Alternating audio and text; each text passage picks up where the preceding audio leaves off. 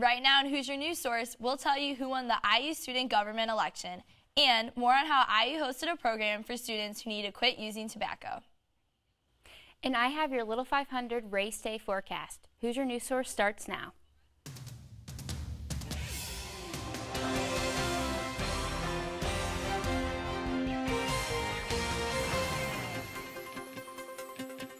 Hello and welcome to Hoosier News Source. I'm Meg O'Toole. To start this week's show, Sarah McCorkle joins us in studio with a look at the weather. Sarah? Thanks, Meg. Starting out our forecast, let's take a look at what Friday has in store for us here in Bloomington. So we have a very strong mid-latitude cyclone moving through our area, but luckily for us here in Bloomington, the rain will be gone by Friday morning, leaving a beautiful women's Little 500 race day. And we can expect a rain-free day for the men's Little 500 race on Saturday as well. Taking a closer look at Saturday hour by hour, we can see Saturday as you're headed to Bill Armstrong Stadium for the men's race. 12 p.m., 53, partly cloudy. 2 p.m., warming up slightly, 55 degrees. And 4 p.m., 56, with a little bit more clouds moving in. Wind at 10 miles per hour coming out of the west. So it will definitely be a beautiful day on race day, which has not always been the case in past years. Now let's take a look at what the rest of the week looks like. On Wednesday, another beautiful day, 68 degrees, low 53. Thursday, even more beautiful, 75 as the high, 50 as the low. And then Friday, Saturday, as you're heading into Little 500 festivities, 60 on Friday. And cooling off a little bit on Saturday at 56 degrees, and then chances for showers return on Sunday. And then we start to warm up on Monday and Tuesday again. So make sure to enjoy this beautiful weather this week and stay safe this weekend. Maybe even consider wearing some sunscreen as you cheer on the Little 500 bikers. Meg, back to you. The IU Student Government Supreme Court has officially certified the results from the recent executive election. Hoosier News Source reporter Andrew Lamparski sat down with the university's new student body president to hear about her plans for the upcoming school year. Just under 2 weeks ago, the two IUSG executive campaigns, Vision and Bridge IU, were still trying to capture the votes of students. But on April 3rd, the Supreme Court certified the results. Vision, the ticket with President Isabel Mishkin and Vice President Matt Stein, won the election with 54.8% of the vote. Isabel Mishkin, student body president. That's exhilarating Yeah. to say.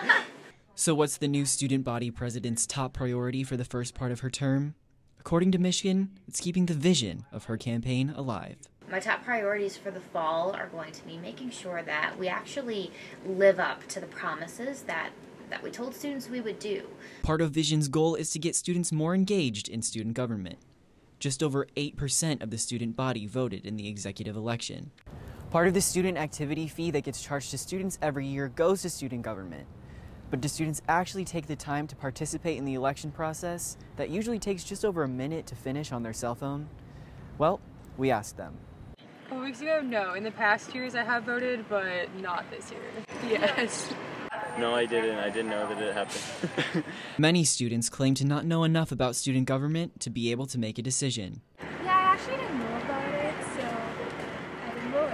Something that Michigan hopes to change. My message would be love your student government, or at least follow your student government, so that you know where your money is going and you can be that accountability check to say, hey, that's not my vision, or hey, why aren't you doing this? For Hoosier News Source, I'm Andrew Lamparski. Michigan plans to host monthly town halls to give students a chance to voice their concerns to student government. The first town hall is scheduled for April 19th at 5:30.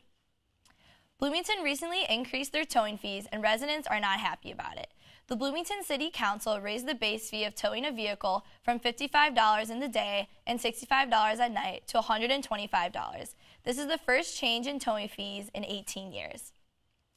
7 people died from gunfire this weekend in Indianapolis. Within a span of just 24 hours, shots fired through residential areas, a bar, and through a 16-year-old boy's car. This puts Indianapolis on track this year to set a 5th record for criminal homicides. Love them or hate them, Bloomington residents and IU students are going to be seeing more scooters on the streets. Spin Scooter Company just got approval from the Board of Public Works to join B-Town. Spin is owned by Ford, and they are similar to Birds and Limes. The details are still being worked out as to how many spins will be joining campus and when they will get here, but students can expect to be riding one of these bright orange scooters soon. Indiana has adopted a new anti-tobacco program. Our Hoosier News Source reporter Meredith Strewing tells us more. Quit Now, Indiana's new tobacco quit line, is a free and confidential phone-based counseling service that helps Indiana smokers quit. One-on-one coaching and resources for healthcare providers are several of the tools available to tobacco users 7 days a week and in more than 170 languages. It's signs like these around campus that denote IU as a smoke-free school. The program Quit Now helps individuals lead smoke-free lives. But students don't have to be worried about becoming addicted to the nicotine found in cigarettes as much as they do to the nicotine found in Juuls.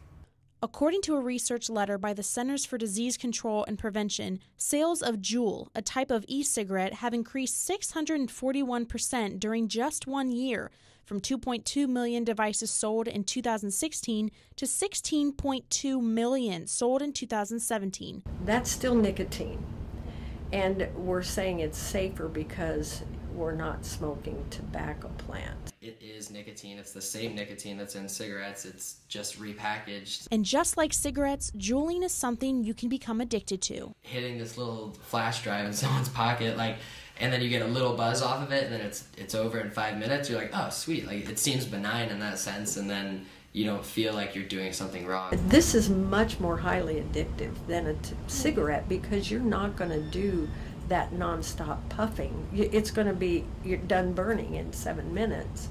And with a Juul, you can run that baby all through a party. John Macy, an IU researcher of tobacco control policies, says, I think that vaping and juuling are more popular than smoking cigarettes because we have done a good job in public health of educating people about the health risks of smoking.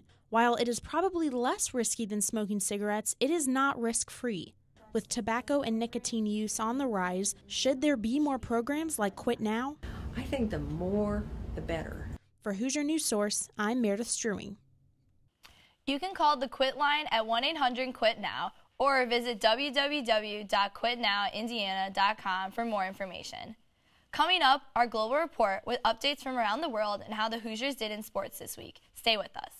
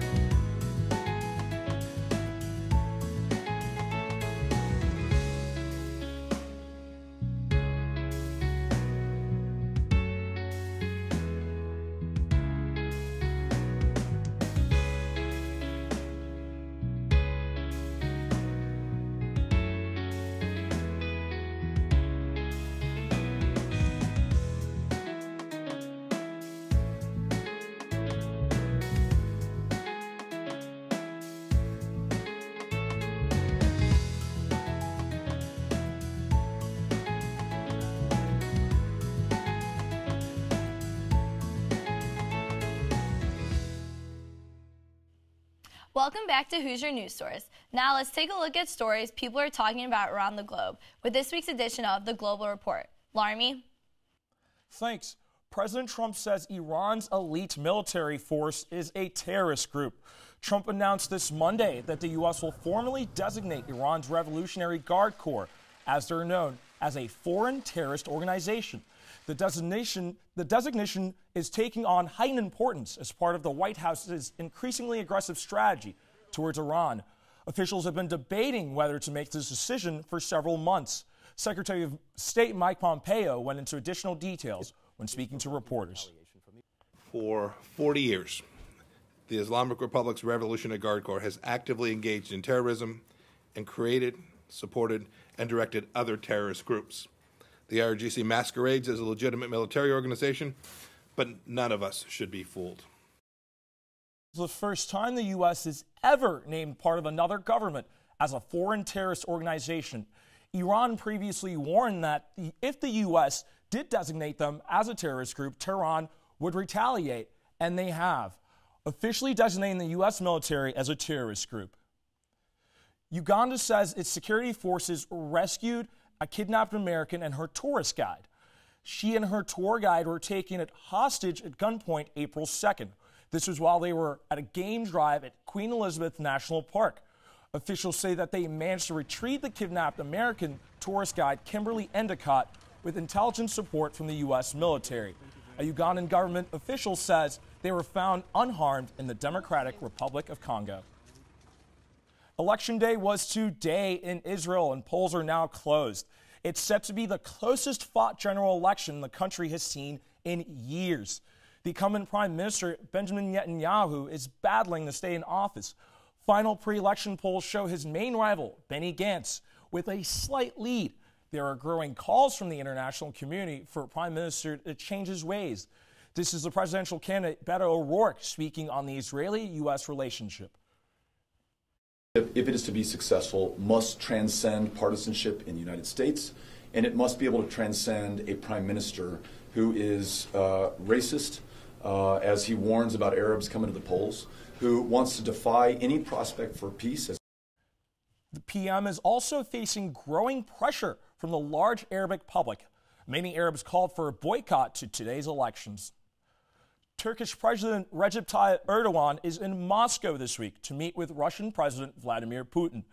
The two leaders had a variety of topics on their agenda, but at the top of the list was a discussion on a deal for Turkey to purchase S-400 air defense systems from Russia.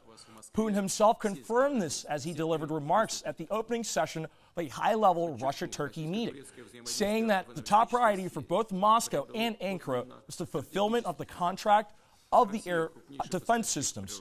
Per the Kremlin's notes, Putin also said that there were, quote, other promising projects, end quote, in the works for Russia to supply military hardware to Turkey. That's all for the Global Report tonight. I've been Larmy Sanian. Back to you. Thank you, Larmy. It was a busy weekend for sports teams as some of them wrapped up their seasons. Our sports reporter, Joe Cantor, joins us live in studio to give us the recap. Joe? Thanks, Meg. After all the madness, the NCAA tournament concluded last night and a champion was crowned. Virginia versus Texas Tech, but a lot of intrigue for Indiana natives in this game.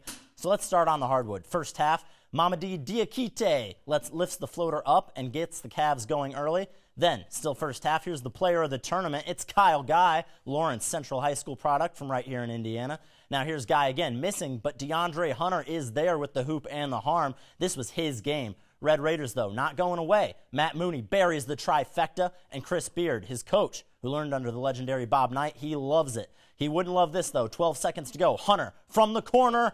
Boom. He ties it. I said earlier, this was his game. This was the 8th championship game to go to overtime, and in overtime, Hunter, again, same spot, money. All Cavaliers in overtime, and UVA is your 2019 national champions, the Lords of the Dance.